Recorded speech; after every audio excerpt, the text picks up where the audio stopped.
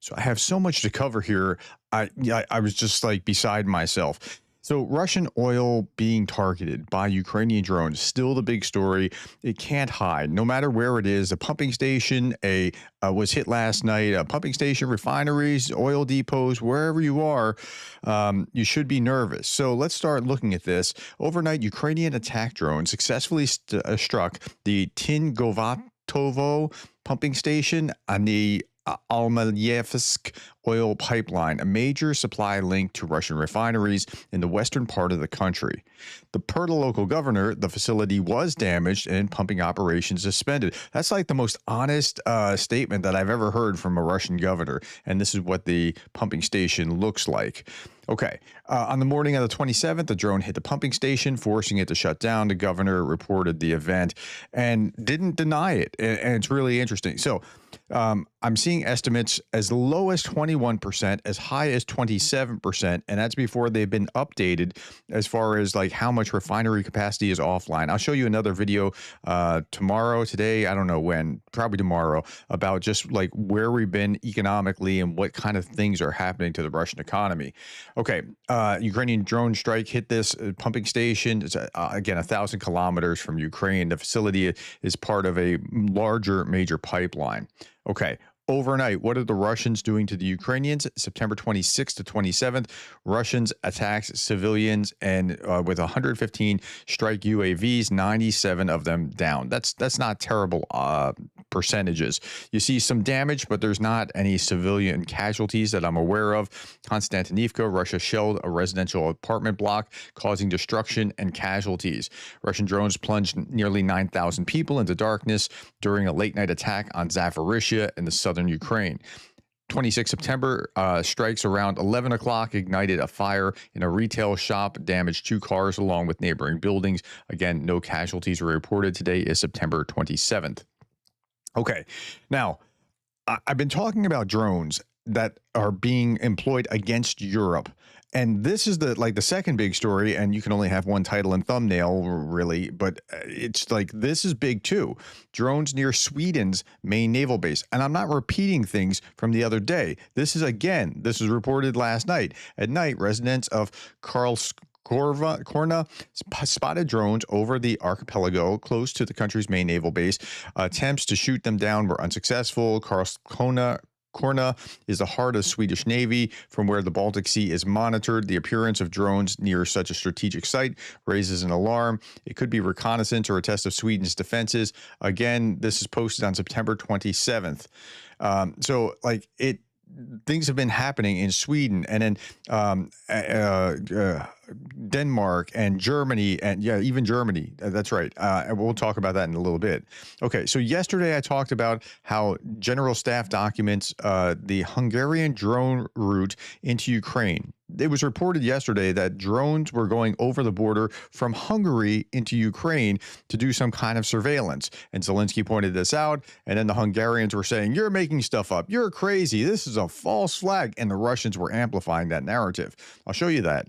A drone originating from Hungarian territory crossed into Ukraine twice at different altitudes during morning hours, according to detailed tracking data released by Ukraine's armed forces. Now, they are paying attention to this kind of thing more than pretty much any other country on earth, paying attention to what's flying over where. So, okay.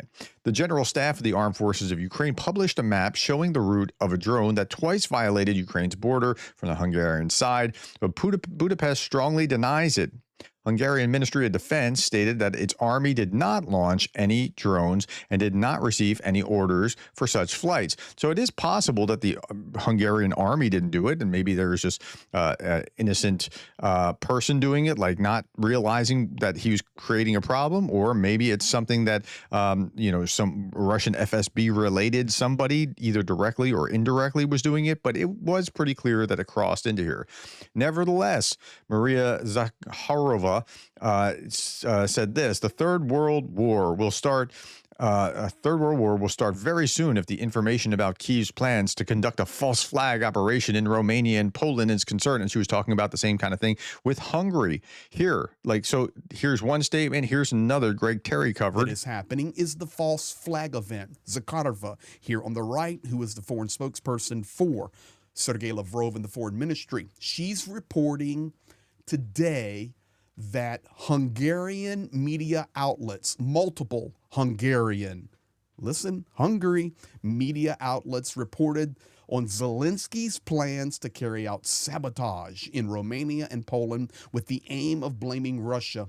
This is being prepared by Kyiv with the goal of creating a war between Russia and NATO.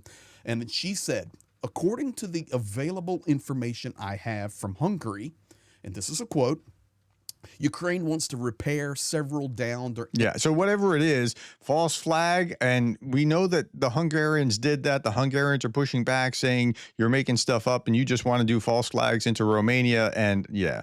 Okay, false flag being, now it's carried on other social media by it, like, so Hungary published it, Zakharova repeated it, and now it's being carried on social media. False flag operation is being orchestrated by NATO itself. Zelensky is not capable of pulling this off alone. NATO seeks war with Russia, believing due to Trump's reckless rhetoric that they can win. If Europe falls for this, it could mean the end of Western civilization, right? So there's this whole ecosystem that's working in the information space against Ukraine. Okay, mysterious drones are not just okay. So the drone thing has just blossomed. It's mushroomed like a nuclear bomb. It's just gone off, right? Mysterious drones over Lithuania and Finland. In Vilnius, that's the capital city of Lithuania, police recorded 3 drones flying near the airport, forcing operations to be suspended. And last week in Finland, according to Yeli, a drone flew over hydroelectric power plant despite no-fly zones for drones declared over energy facilities back in August. Law enforcement confirmed the incident but did not provide details. So, I mean, it's menacing multiple countries simultaneously.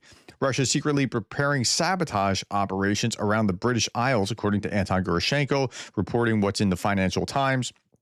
Studying underwater communications.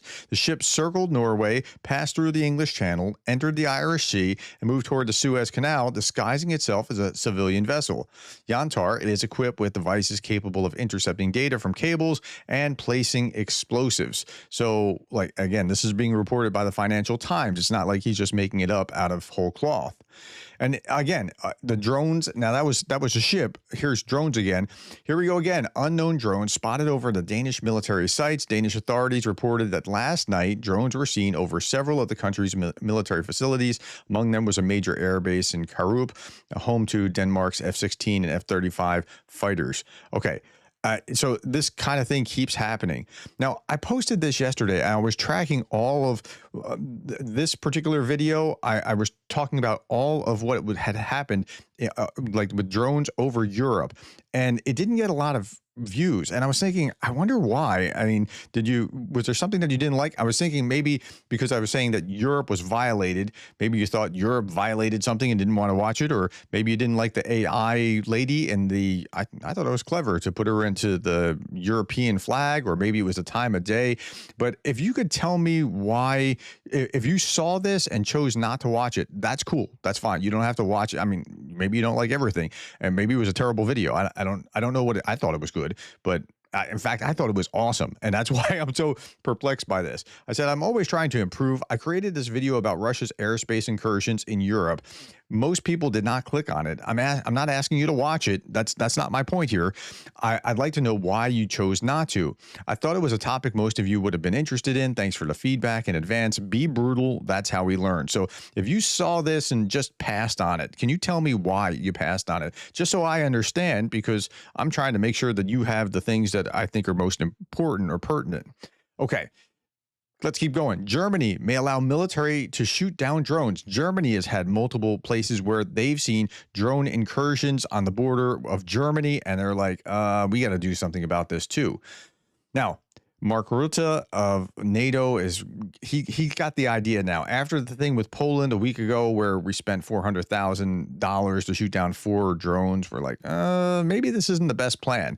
So NATO can't keep shooting down 2,000 Russian drones with 500,000 missiles. Rutte warns the alliance is finally turning to Ukraine for solutions on how to defend its borders from aerial incursions. And they have to do something, because what they were resting in, it's kind of like when I think about myself, and I think back to when I was running track in high school and college, and I'm like, yeah, I can still. No, I can't. I really can't run like I used to run. I went from being a runner to a jogger to now kind of a walker. So the trajectory is really bad for me, but I still think of myself that way. That's how NATO was. They were thinking of themselves as this big and bad thing, and they're realizing, uh-oh, we don't have the right tools for the job here. Now, so they're working on this drone wall, and Jessica Berlin is talking about without Hungary, the EU drone wall would be like a Maginot line in the sky, but with that gap where Hungary is. So you remember the Maginot line? This is the post-World War One line with big defense forces. But actually, this drone wall, I mean, if you can really do, like, drones are a minefield in the sky, and I'm not sure that the drone wall is the right analogy. It's a minefield in the sky that can keep active combatants on the ground, but it's still going to be porous to other drones that are going to come through. So that's not exactly going to work out. But there's one hole, and that's where Hungary is. And, maybe Ukraine can fill that gap. I'm sure that Ukraine has the power to, but not as NATO. But so that's what they're trying to talk. So wall is not the right analogy, but I'm not sure what is. If you have a better answer, put that in there. Okay, 970 Russians off the battlefield, a little lower than the average of about 1,000. One tank, one armored fighting vehicle, 39 artillery systems, 91 vehicles and fuel tanks day over day. Engagements above average, casualties near average, equipment losses were below average. 7-day losses remain at a record level, though, because there was a lot that happened over the last week or so. In the Pokrovsk direction, the Russians conducted 43 assaults, which is a little low for the 970 casualties, but it's not that terrible. Zelensky accused Putin of lying to world leaders about Russian progress as Moscow loses over 3,000 troops near Dobropilya alone. Ukraine's president calls Russia sick with war, warned that Moscow is trying to reshape Europe through drone attacks across NATO borders. So Zelensky saying that Putin's lying. Yes. Putin is on a lying offensive in order to reshape the narrative to make you think that there's actually something that Russia's more successful than they otherwise are. And he's been sending out his surrogates to do that, most notably Lukashenko. Lukashenko, what he said yesterday, like if Ukraine doesn't come to the table now, well, we're just going to have to take the whole country. Well, you weren't able to do it so far, but it's going to be worse for you than what it was before because Russia's going to do that. But okay, so that's where Lukashenko is. Okay, but information's coming from all over the battlefield that Ukraine's doing fairly well. I just showed you this the last couple of days. Go back to those videos if you're interested. I'm not going to belabor that. Information is coming from the Sumy direction about the complete clearance of the settlement of Yunkovka from the Ukrainian armed forces. So again, the Russians are being pressed. Okay, and then some things are working better than others, like drones attacking an ammunition depot. So the 412th Nemesis Regiment of Ukraine's unmanned systems forces struck an ammunition depot, field supply points, vehicle parks. Footage showing an initial hit punching a hole through the roof. This is a tactic. You have two drones. One drops something and blows a hole in the roof. The second drops the actual ordnance through that's going to hit the ammunition depot and blow everything sky high. And so, yeah, that's what you're seeing here. Russian invaders also have these things that they think are cloaks of invisibility. These things are supposed to shield them from body heat, and it doesn't really work out that well. So that even at night, you're still very visible just because of your body heat, and it doesn't work out so well for the Russians that are putting their faith in that. According to leaked information, there are no parts nor qualified specialists on board a submarine that needed repairs, and it had to surface, and it's leaking fuel. The fuel continues to accumulate in the hold and considered a risk for explosion. The crew is likely to attempt to pump out fuel directly out into the sea. Where is this? This is a submarine. Novorossiysk suffered an accident in the Mediterranean. The fuel is now leaking into the hold, and this may be why it was spotted near the Strait of Gibraltar yesterday. So, yeah, and they can't get the parts in order to fix it because of sanctions. So sanctions are working as well, kind of. I mean, they're still getting things through indirectly, but submarine parts are pretty specialized and hard to get to. Okay. Just a couple more things. Now I've been doing these shout outs at the end, and I realized I stopped showing like something cool at the very end of the video. And I want to make sure that you're seeing the cool at the end of the video. So the shout out is to Carl M, an undergraduate Patreon patron. And thank you for that. But here's the cool thing at the end of the video. The soldiers of the Hartia Brigade used ground robotic system to evacuate Prapor the cat. Prapor means flag in Ukrainian. The cat had spent several months on the zero line with the guys, and the evacuation was successful. Prapor has already settled into a safe place, and what they had to do for him was they had to get him into a place where he can, be safely evacuated. And so they had to put him in a crate and then take him out with a